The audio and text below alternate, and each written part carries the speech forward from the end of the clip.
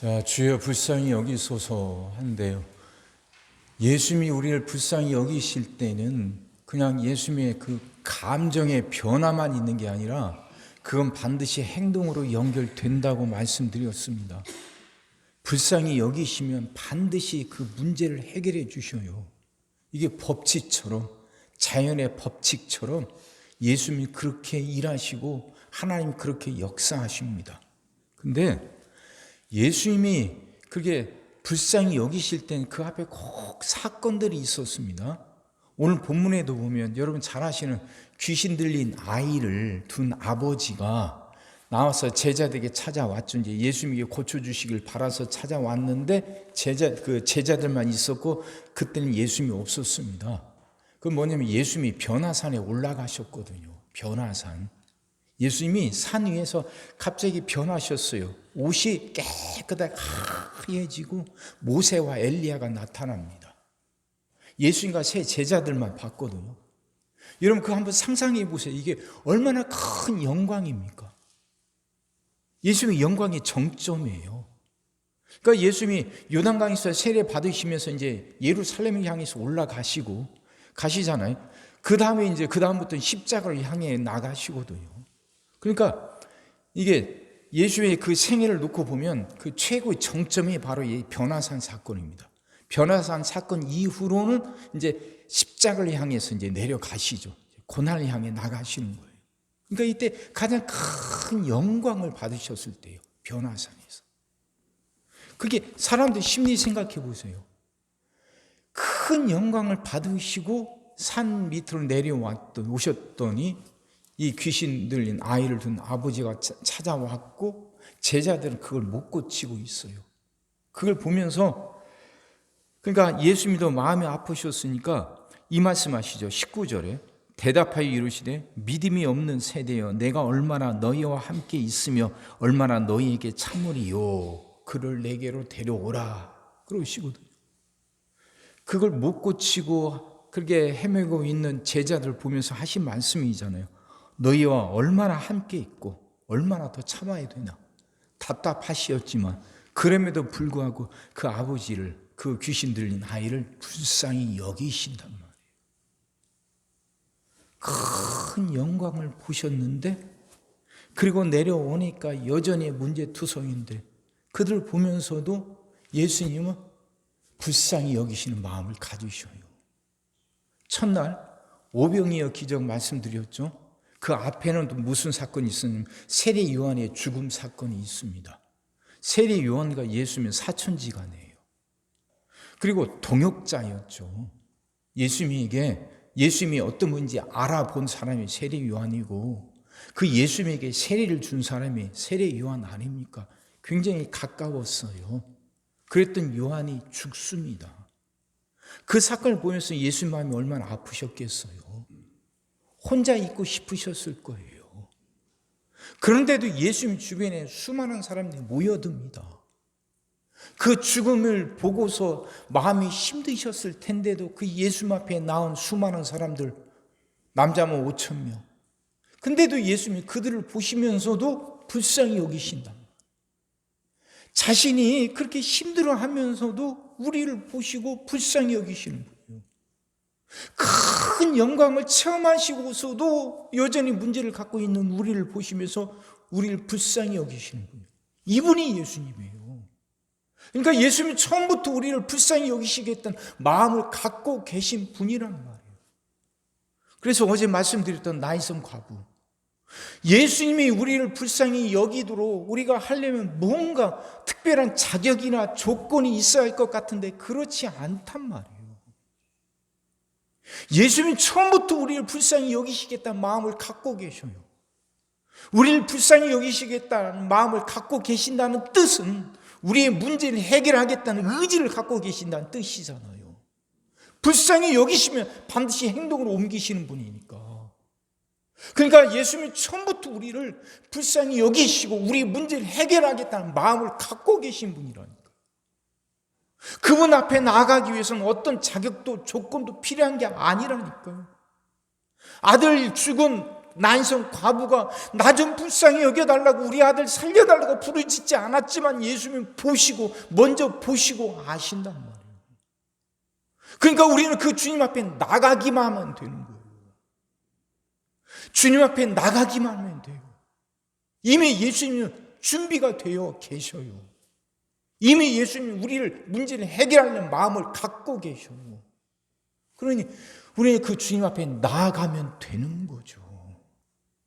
문제는 그래서 믿음이란 말이에요. 믿음. 여전히 우리에게는 그래도 뭔가 다른 길이, 다른 방법이 남아 있을까라는 생각이 여전히 남아 있어요. 이게 인간이에요. 귀신 들린 아이를 둔 아버지, 사랑하는 아들이 물인지 불인지 구별 못하고 아무데나 뛰어드니 그 아들을 보는 이 아버지 마음이 어떻겠어요? 녹아들죠. 애가 타고 애간장이 타지. 그 아들 살려보겠다고 안 간 데 없을 겁니다. 안 해본 거 없을 거예요. 그 아들을 살릴 수만 있다면 여기저기 쫓아다녔는데도 안 됐어요. 오히려 갈수록 그 증세가 더 심해집니다. 그러다가 이제 예수님 소문을 듣고 예수님께 찾아온 거죠. 예수님 안 계시고 제자들만 있었는데 제자들은 그걸 못 고쳐요. 속이 무너지죠. 이제 더 이상 또 안 되는가? 더 이상 길이 없나? 이런데 예수님이 찾아오십니다. 반가워서 그 예수님께 이렇게 말합니다. 22절. 귀신이 그를 죽이려고 불과 물에 자주 던졌나이다.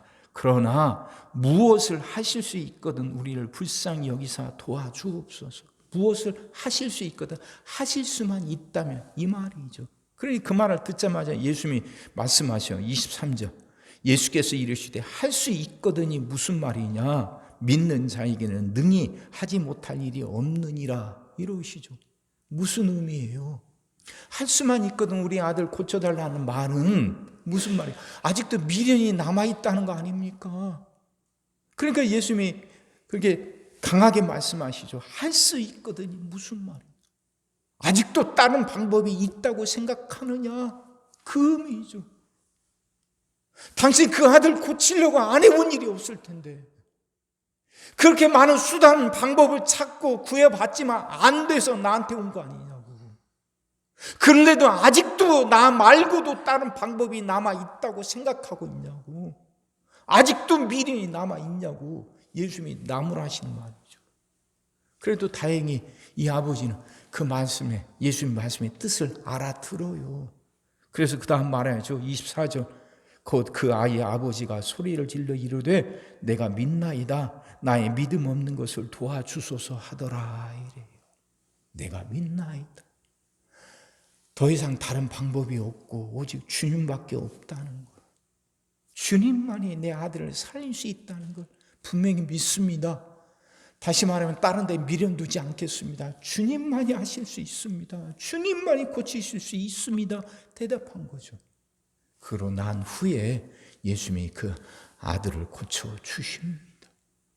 사랑하는 성도 여러분, 또 아직도 다른 방법이 있다고 생각하십니까? 우린 세상 속에서 살아요. 세상 속에서 세상 사람들과 같이 어울려서 살아요. 그러니까 우리도 세상 사람들이 살아가는 방법을 봅니다. 눈으로 보고 그들과 어울려 살다 보니까 세상 방법들이 우리 안에 들어와요.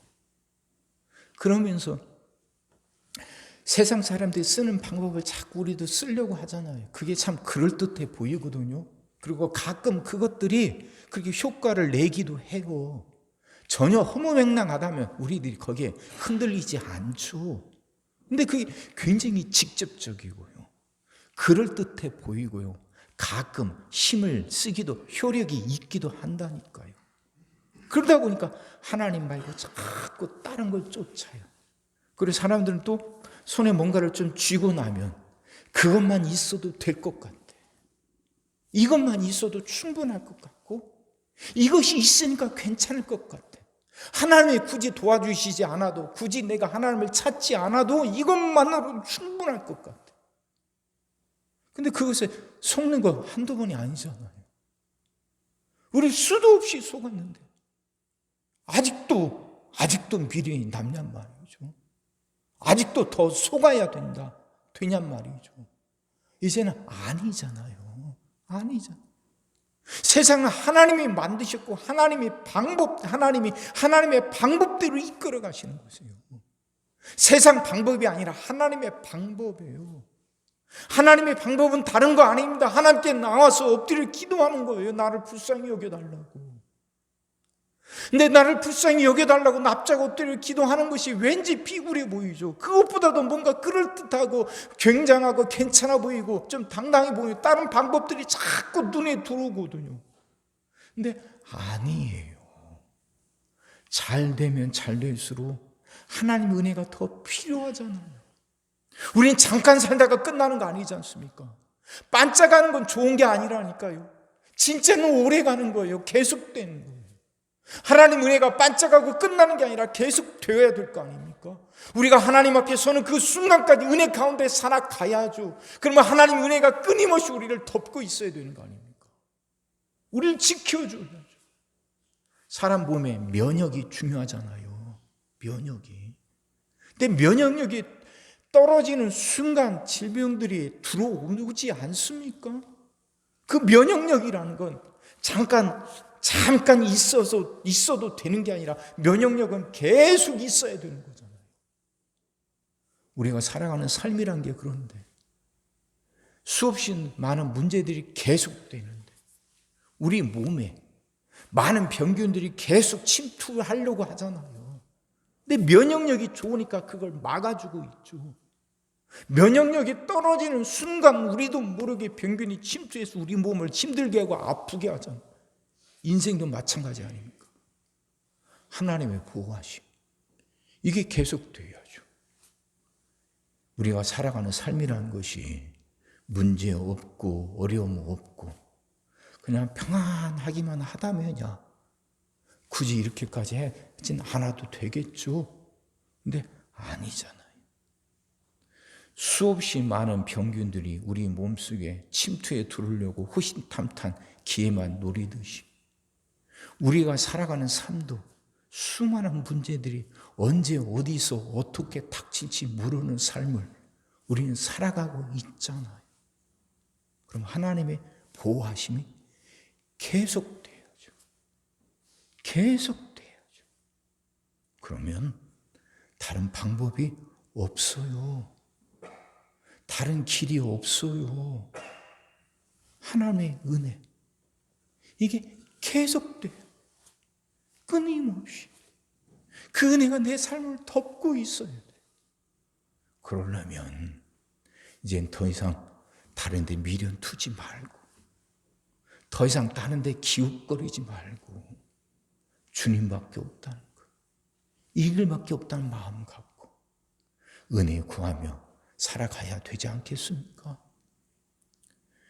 주님은 우리에게 은혜를 주시려고 우리를 불쌍히 여기시고 우리 문제를 해결해 주시려고 기다리고 계신데 그 주님 앞에 나오기 위해서는 어떤 조건도 어떤 자격도 필요한 게 아닌데 믿음 갖고 주님밖에 없습니다 하는 믿음 갖고 나와서 머리 조아리고 엎드려 기도하면 되는 건데 그러면 이렇게 살아갑시다.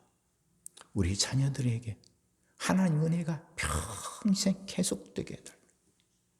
그 간절한 소망은 주님 소망을 이루실 수 있는 분은 주님밖에 없으니까 그 믿음 갖고 흔들림 없이 주님 앞에 나와 기도합시다. 주여 불쌍히 여기시고 은혜 내려 달라고. 그 역사가 여러분 삶 속에서 언제나 계속되기를 주의 이름으로 축원합니다. 기도하겠습니다. 사랑의 주님, 말씀이 이젠 이해가 되게 하시고 깨달아지게 하여 주옵소서. 더 이상 다른 곳에 미련 두지 않게 하시고 더 이상 다른 곳에 눈 돌리지 않게 하여 주옵소서. 주님밖에 없음을, 주님만이 해결해 주실 수 있음을 이제 분명히 믿고 주께 나와 머리 조아려 기도하게 하여 주옵소서. 주 앞에 나와 겸손히 엎드려 은혜 구하게 하여 주옵소서. 반짝하는 것에 속지 않게 하여 주옵소서. 계속돼야 되고 하나님 앞에 서는 그날까지 그치지 말아야 됩니다. 하나님 이 은혜를 구하게 하여 주옵소서.